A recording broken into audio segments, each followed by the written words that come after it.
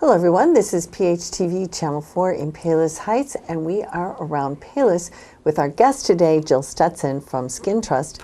Jill, thanks for coming back. A pleasure to be here, Sue. It's so nice because Jill has been with us. We had a multi-series part about your skin care, how to know what you need and what kinds of products are good for you, how we should be treating our skin.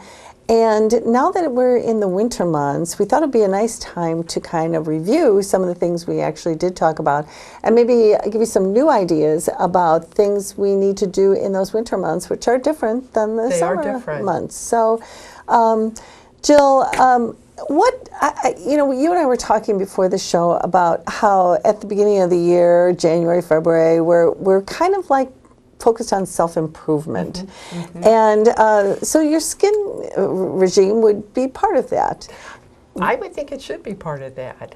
So knowing that, what would we do that would be, that either we've talked about and maybe we are or aren't doing, and maybe we need to start thinking about what could we do? I think everybody is concerned about their skin health, looking good, and not just that, but I mean, just taking care of your skin so that you don't have health concerns with your skin. Absolutely. And as people are getting older and you've been out in the elements, the sun and so forth, you do worry about things happening with your skin.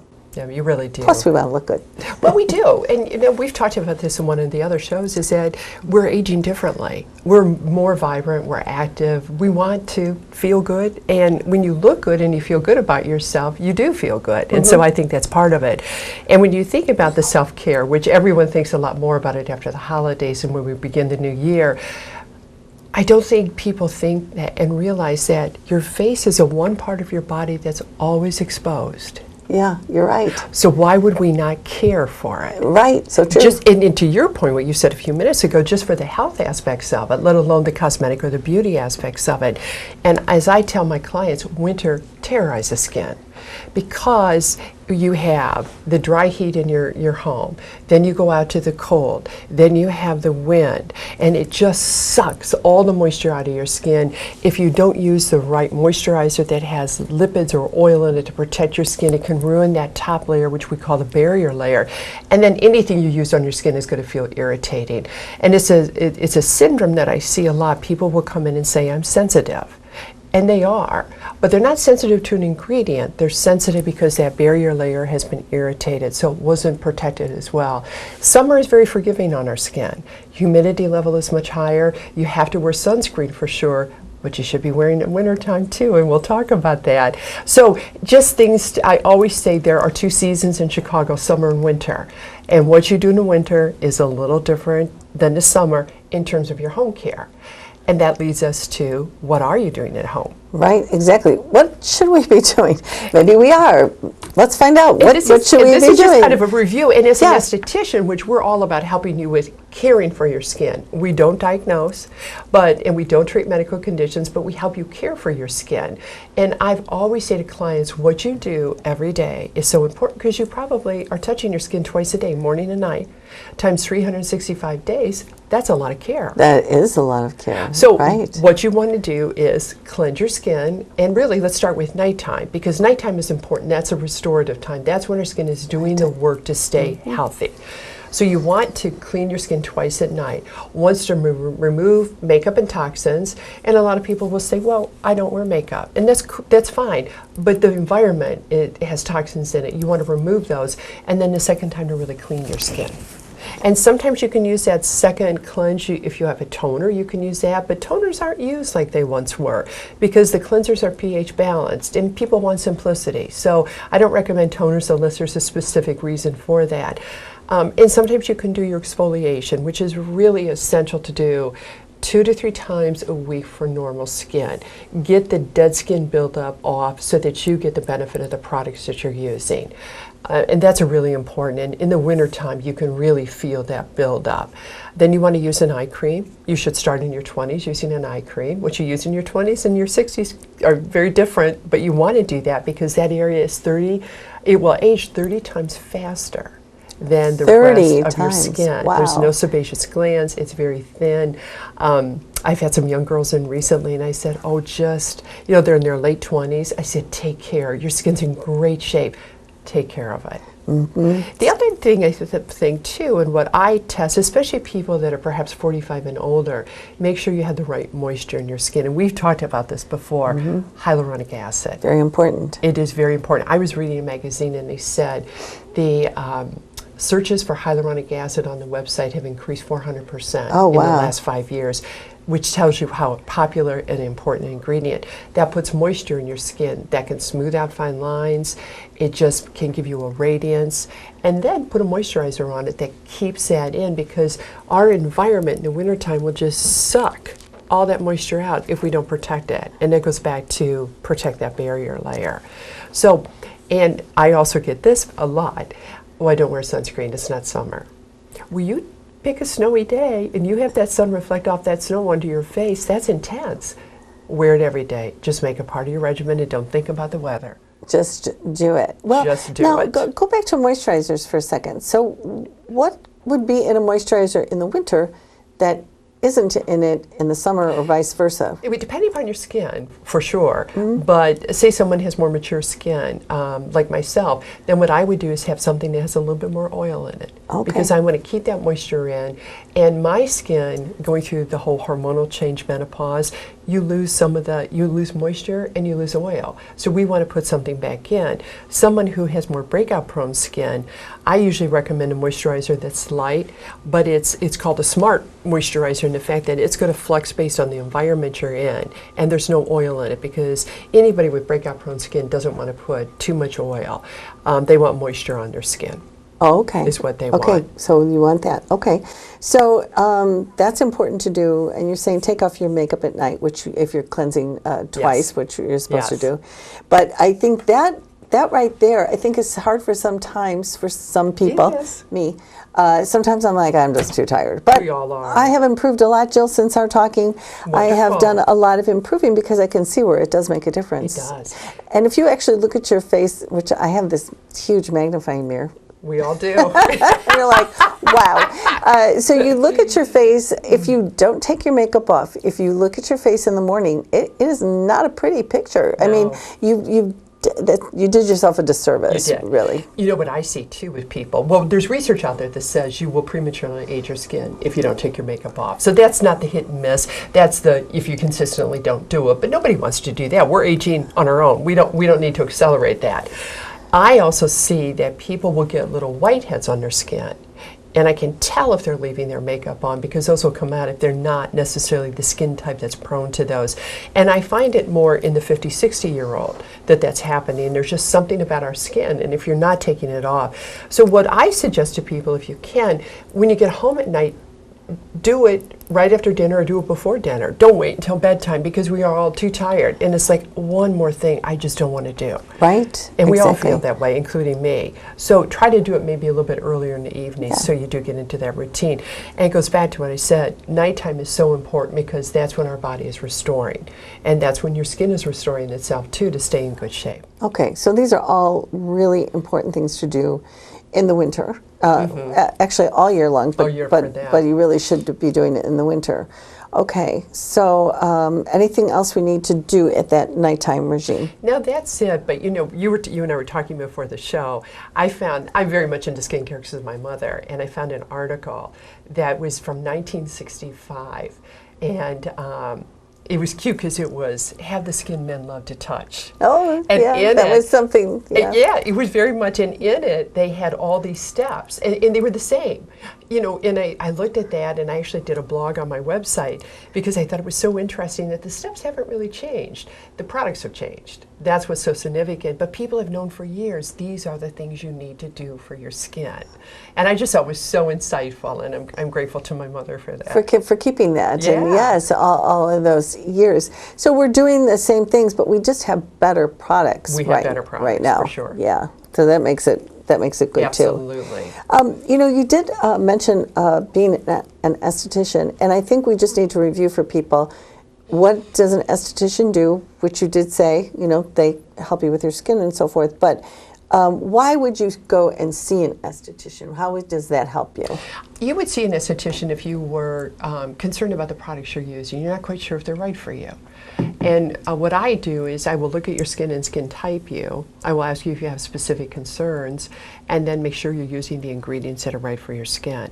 And it doesn't mean you have to buy the products that I have. You could be using products at home that are fine for your skin, but maybe you're concerned about discoloration, you've got some brown spots, you want something very specific to help you with that. There's so many ways to do it, but that's what an esthetician will do. And I think our role has become even more valuable because there's so many more products out there. And I try to test some, and then I'll do a blog or I'll post something that says, hey, yay, nay. And I'll look at the formulations and I study formulations. So we do that along with providing treatments. And we're so used to using the word facial, but that's all we know. That's what we know, but there's so many more things you can do nowadays that are still considered facial treatments, not just a facial. And they're wonderful what they would do for your skin. And this is great to talk to somebody about. It would help you with, you go through all these processes and then you find, well, maybe there's something, a little boost that I could be doing that you don't know anything about. Yeah. And you're right, you go in, it's kind of like looking at the vitamins.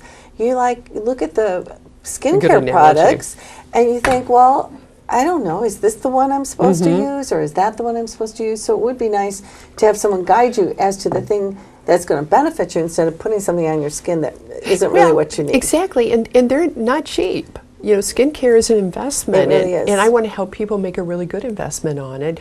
And the FDA does not regulate skincare. They regulate sunscreens, but that's the only product that they regulate. So a manufacturer can say it has vitamin C in it, and they're honest. It has vitamin C in it, but it doesn't have much in it. And you only know that by studying the formulation. Oh yeah, which you're doing. So it would be nice to, get a leg up on some of this.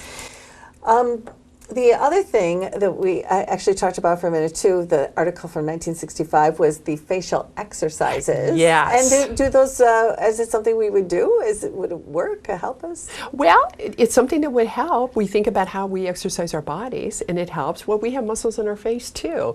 And what I was delighted about, again, it goes back to my mother, but 1965 there was this flyer and this doctor had put together a series of exercises and it shows them, and I put it as a poster in my office.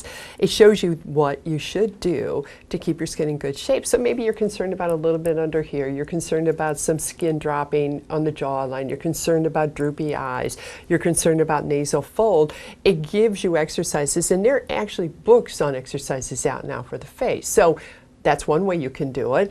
Or microcurrent is wonderful because it's considered yoga for the face. And it is just a little electric magnetic current that stimulates what we call ATP, and I won't get too scientific, and it lifts your muscles up. Now, to sustain it like anything else, you have to keep doing that. Like we don't go work out once and think that's going to be it for our bodies. Darn it. I know, too bad. But it's the same, but it's wonderful for your face, and it tones your face, it stimulates collagen and elasticity. So if you want to correct something or you just want to keep what you have, and I say what it does is it slows it down. All this, whether it's the wonderful products that are available, the treatments that are available, they slow down the aging process, so it helps you age in the way you want to. Okay, so would that come under like the facial umbrella? Or It would. It would. Okay, Yeah. so when we have a facial, it might not be the traditional facial that we think of. It might be one of these other treatments that would be helpful to us. And then we fold in some of the things that go along with the facial. So we may do dermaplaning, which is a mechanical exfoliation or microdermabrasion. So you do that as exfoliation, but you still have a mask. You may still have a massage in that. So we've taken the whole facial where we cleanse and exfoliate and extract and massage and mask, and we just incorporated other devices, elements, products into that. How often would someone benefit from a facial? I mean, would it be like I get one once a year, twice a year? Is this something that every season is good to do, is helpful? The research says that facials are really good every 4 weeks, and the reason for that is how your cells come up through the epidermis, and to keep all those cells in those 5 tiny layers of skin nourished, moisturized, so they provide that radiance and that healthy look for you is every 4 weeks. Now, that's ideal. And I always say to my clients, but you have to choose what's right for you. So I say minimally seasonal. So we have 2 seasons here. We talked about that, summer and winter. Minimally do that, but it is a wonderful way to keep your skin healthy through this harsh time of the year, which is winter. It is, yeah, it is very, very harsh. Okay, so wintertime is a great time to get that facial and follow these programs, get the right moisturizer, and then do something that we did talk about before, and that is dry brushing. Yes. Which I guess if you could explain, I'm not sure all the viewers were able to see that program that we talked about, dry brushing. So maybe review what is that and why would we do that? I would love to, because it's one of my favorite. And what I really love about it is it's very natural. So this is a dry brush. And you can get one of these at Target, you can get it at Amazon, and what it is you can put your hand in it like this, and these are firm but soft bristles. You don't want anything that's going to be too harsh. And what you do with dry brushing is you brush your extremities and you brush towards your heart. So you would do it with your arms, you would do it with your legs, you would do your tush. Don't do your front because it's a little too harsh for that. And if you have someone to do your back, then good for you too. But you do that and you just spend about 10 minutes and you will see the dead skin come off. I mean, it's floating in the air, especially this time of year. But the beautiful part is do this before you get into the shower. Go into the shower and get that moisture on your skin, come out and then put a good moisturizer or oil like a jojoba oil, which is my favorite. Put that on, that occludes that moisture and keeps it in. So you've taken off that layer of dead. You're going to get better penetration of the moisture and better penetration of the oil, and you seal it with the oil. And you do this for about 10 minutes. So it's not something you're going to do every day, but I highly recommend that you do it once a week. And it's lovely for your body. And it stimulates. And not only are you going to see some of the dead, but it stimulates the circulation, stimulates your skin. You'll feel it. There's just a very nice tingle with it.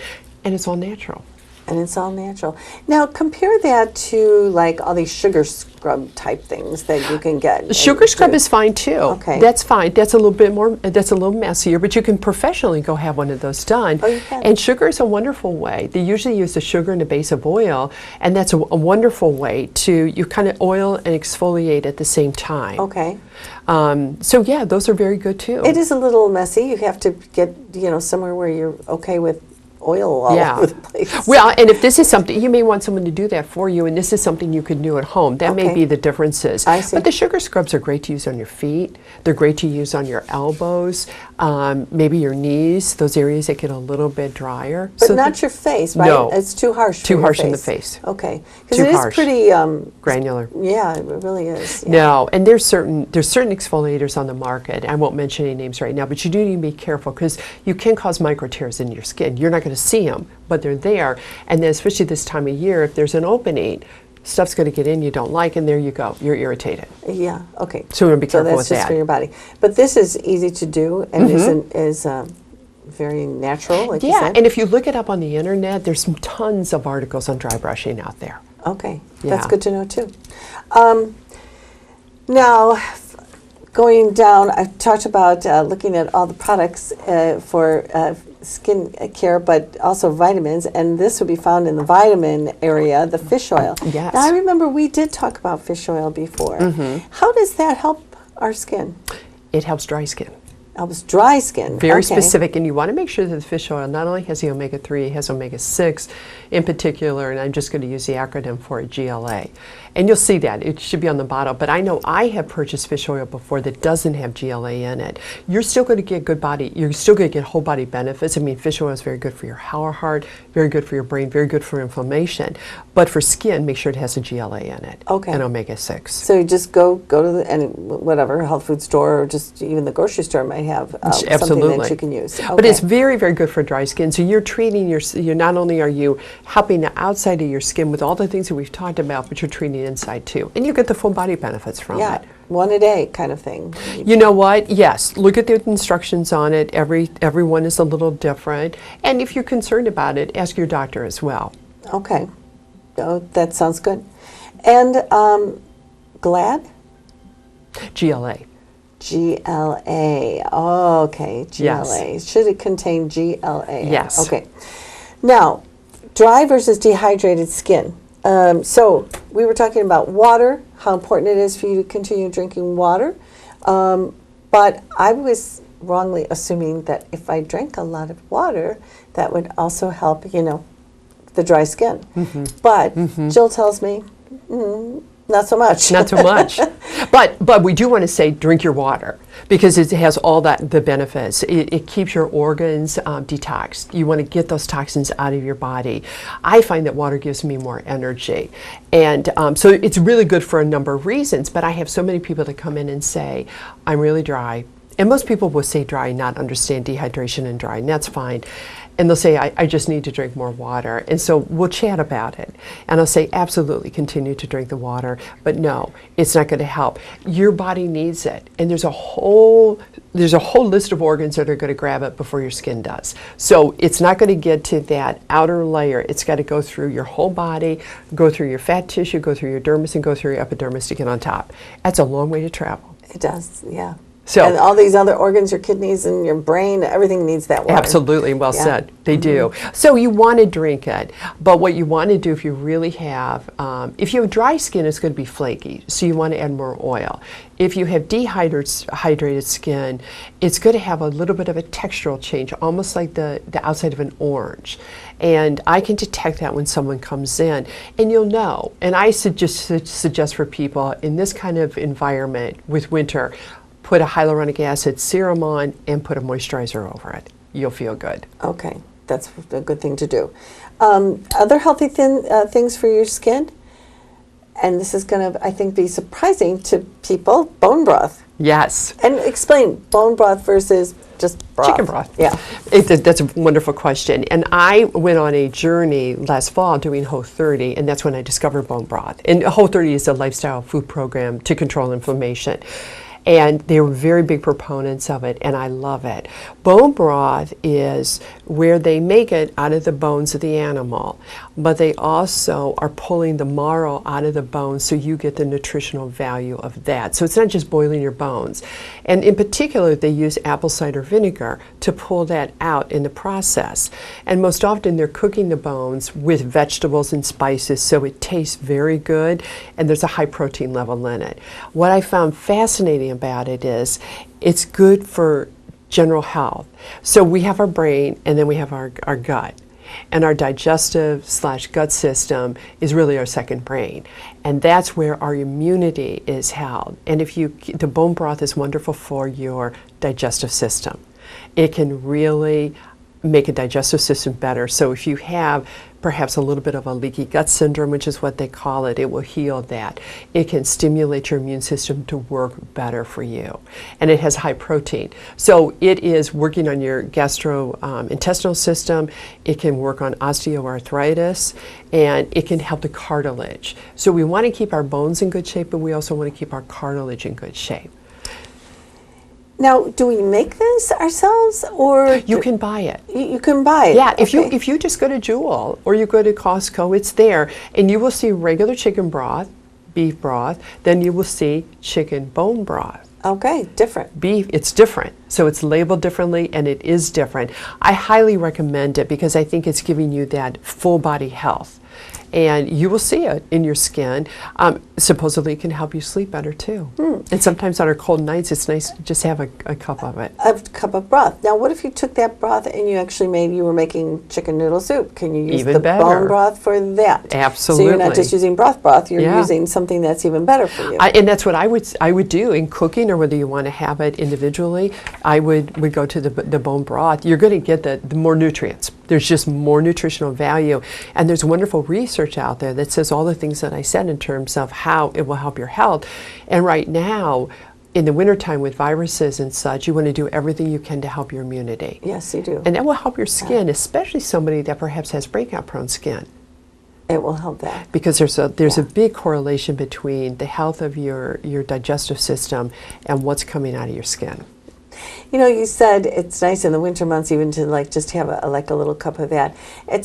That really actually sounds really good. Like, I'll make myself a cup of tea or whatever. That's nice.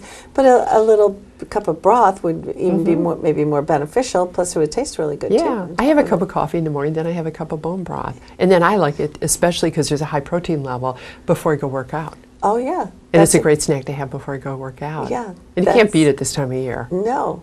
Well, and easy, too. I was just thinking, you know, I know a lot of people make soups now, but when I was growing up, you know, your mom or your grandmother was always putting a bunch of stuff in and, you know, creating this soup. And it always involved a lot of bones and things, you know, and I'm because we used it all. Well, we did, you know. So I'm thinking people don't do that. I don't think quite as much as they used to do. Now I'm not sure about getting the marrow out of it, what they did about that, but because if it was there, it was there. If not, and I don't know if they use the ingredient to pull it out to have it in there. So I think it's a step up in terms of nutritional value. Yeah. And I think that's what the bone broth is actually giving us. Okay. So that seems like a really easy thing to do. A lot of these are just getting in the habit to do them, whether it's getting the omega-3, if that works for you, you know, talk to your doctor, the bone broth. And also, some of these little things you do at night, which seems like, you know, when we first started talking about this, I thought, oh gosh, that's so many things to do, you know, with your skin and stuff. Actually, it really just takes moments to do. It really does. It's not long. No. And when you get used to doing it, you're just absolutely done.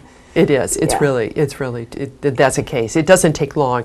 It gets very easy. And I think on the line of talking about the bone broth, and you know, I educate my clients too, and I give you options. It's not right for everyone, and I know that. But the other one is the powdered collagen, and that's become quite popular. You'll see it in a lot of magazines. Really, we have a wonderful one at Pass Health Food Store here, if I put a little plug in for them. And you want one that is collagen with peptides and enzymes, and that's very important. But you'll see it in many stores. It's all over the place. Oh, it is. But what I like about it is that is having a direct impact on your skin, but again, it's full body. You're getting it's in your brain, it's helping your bones, it's helping your cartilage. And I did it for 4 months. You have to give it some time, but I was getting ridges in my nails. We call them wrinkles in our nails, but whatever they are, I don't like them. And my nails got smoother. Oh, wow. In about 4 months. So I thought, well, if that's happening to my nails, what else is it doing in my body? Right. So it's got to be some good stuff happening there. Absolutely. Yeah. So you'll find that, I know the magazines that I look at, it's very much out there, but I think it's good. And they say it really will help the calcium that we're taking too. And, you know, those are the kinds of things that are going to keep our cartilage and our bones in good shape. And they are going to, not necessarily calcium on the face, but the collagen is going to have an impact on your face. Okay. Because it's going to work in that dermis, and that's which is easy where... to find, too. That's more of a health food store thing. It's health food. You can get it at Costco. You can get it all over. Oh, you can? Whole Foods. Oh. It's all over. Different brands. So just make sure it has peptides and enzymes in it. Okay, we will do that. All right, now before we go, we want to talk about, you know, this is all the rage now, the CBD oil and these type of products. Apply them to your skin. I don't know, drink them. I don't know what you're doing with them. Well, but are these good things to like look into? I think the jury's out. And I'm a very conservative esthetician, so you have to give me a lot of proof that says it really is worth the investment. So I think, and you and I were talking about it, it's a CBD oil and it's probiotics for your skin. I think there's probably great merit with probiotics inside you to just stimulate that good bacteria, especially if you maybe just were on an antibiotic. On the face, I'm not sure. And I do some reading about it, but I just want people to be aware there's always trends. Don't invest in it yet. Yeah. And they say the CBD oil, if you find it in skincare, will work for redness and inflammation. But there's a whole lot to sort through on that too. So I just say, they'll refine it as time goes on. And I think that's true with a lot of new products. Let it be in the market, let them get more research on it, let the database grow, and they'll refine it. Okay. So, but those are two big trends out there, both in general health and in skincare, because there are lines now of skincare companies that have probiotics. So they're putting good bacteria on your skin. I think that perhaps somebody with breakout-prone skin, because they have a certain kind of bacteria that's causing that, especially certain grades of breakout, may benefit the most from it. Okay. But wait and see a little bit. I would wait and see. There's a lot of good products out there. And you know, it's like in anything, we have to watch the trends. And if you jump on them too quickly, it may not be the best investment. Yeah. So wait, read, look. I think it's interesting, Jill, that on your website, so we would go to skintrust.com, skintrust.com or Skintrust.net. .net, that you have a blog. I do. That would be interesting for people to kind of learn about some things that you've mentioned today. Absolutely. So you could go look at Jill's site, skintrust.net. Thank you. And, read her blog and just kind of see, do a little research yourself. I think that's a really nice opportunity for everybody. And if you want to talk to Jill, you can get a hold of her at Skin Trust. I don't know if you have a communication through your website, or do you have a phone number you want to give people? Sure, and you can communicate through the website, and you can also reach me at 708-541-9191. Yeah, because if you have other questions or you want something, that's really meant for you in particular without guessing about things, then it might be a good idea to talk to Jill or another esthetician so that you can figure out what would help you the most, because we all want what's best for our skin Absolutely. and our health. So thanks, Jill, for coming back and Thank talking you, Sue. to us. Always a pleasure. Yeah, maybe we'll have Jill come back when we're getting close to summer, and we'll kind of review over summertime skincare, because that is different. And It is. like she said, we have summer and winter here. We do.